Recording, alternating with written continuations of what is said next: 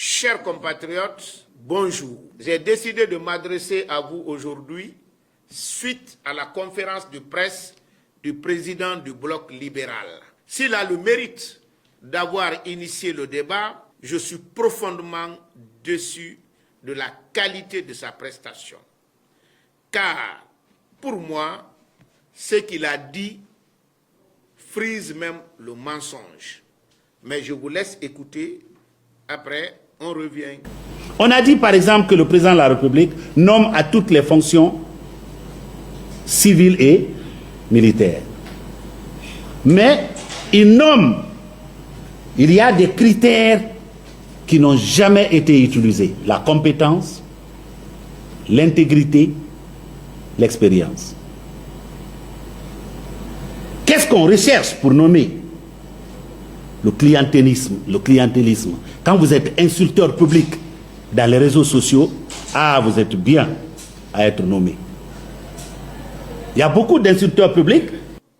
Vous allez voir là-bas aussi que M. Faya Milimono, peut-être, il n'a jamais touché ce projet de constitution, ou tout simplement, il est de mauvaise foi, ou il ne comprend même pas le français. Je vais vous lire textuellement le contenu du projet de la Constitution concernant le pouvoir de nomination du président de la République, et vous-même vous pouvez consulter, c'est dans l'article 65 de la nouvelle Constitution. Que nous dit l'article 65 du projet de la nouvelle Constitution? Le président de la République nomme par décret aux hautes fonctions civiles et militaires de l'État, sur la base des principes de probité, d'inclusion, de compétence et de représentation territoriale. Le président de la République fixe par décret les attributions de chaque ministère. Ce que M. Faya Milimono vient de dire, que le président nomme sans tenir compte de la formation, de la probité et autres, est contrairement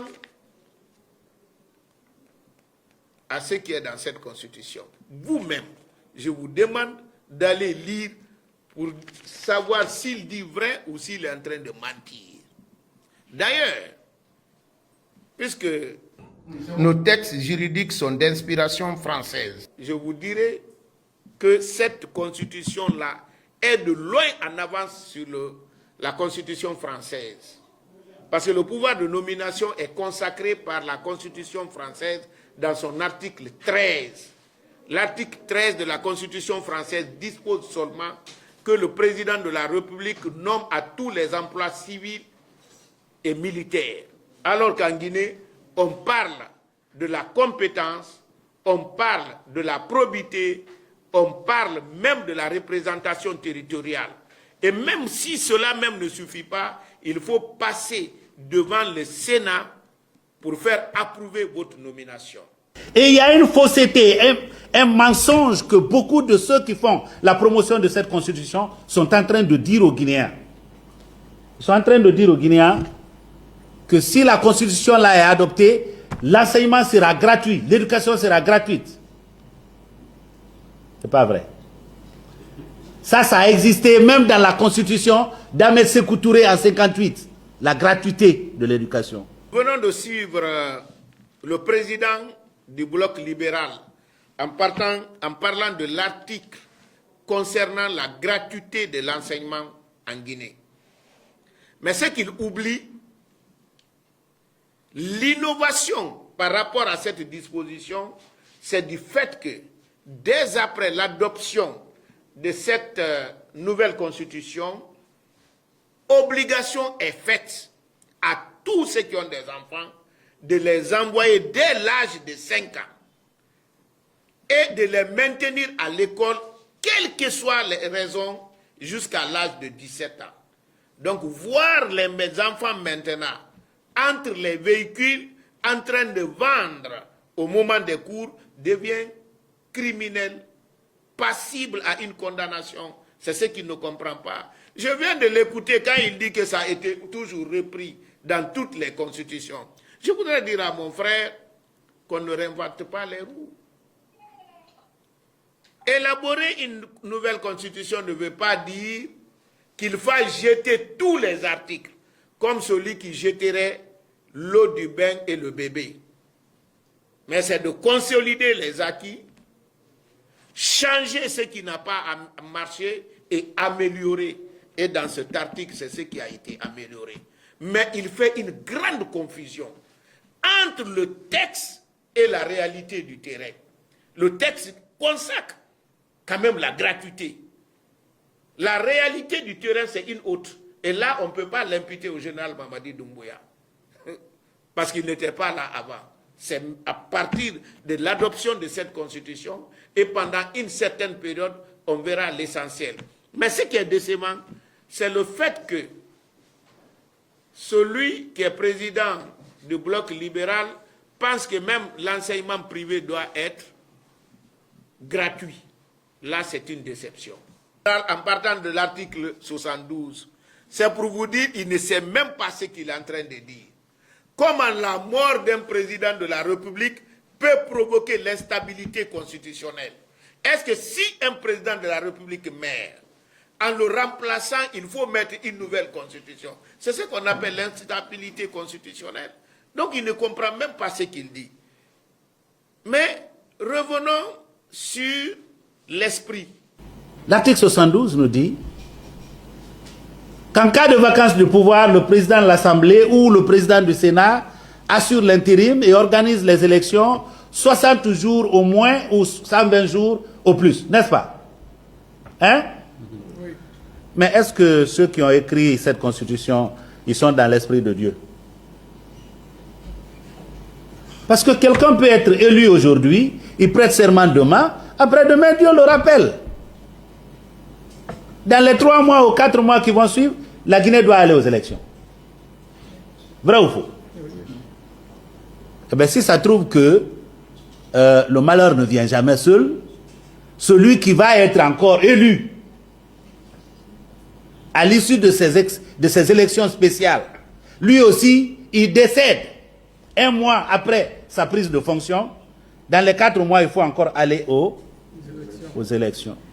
Ça, c'est de l'instabilité constitutionnalisée.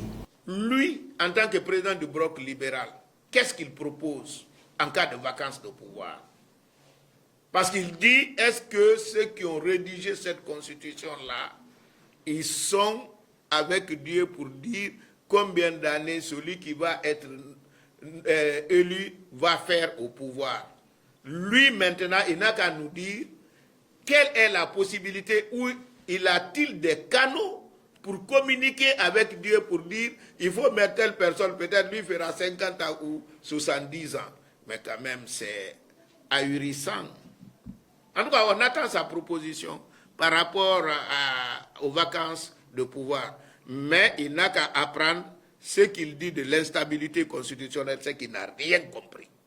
L'instabilité constitutionnelle veut dire on fait une constitution aujourd'hui, demain encore on en fait, ou chaque année on fait, c'est ce qu'on appelle l'instabilité constitutionnelle. Il n'y a aucune relation entre le remplacement d'un président de la République et le remplacement de la Constitution. Depuis la 5e République française, il y a eu combien de présidents? De De Gaulle à Macron. Pourtant, c'est la même Constitution.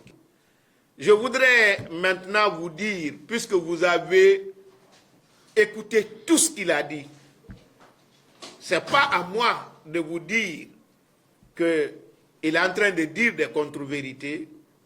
Probablement, il n'a même jamais lu ce projet.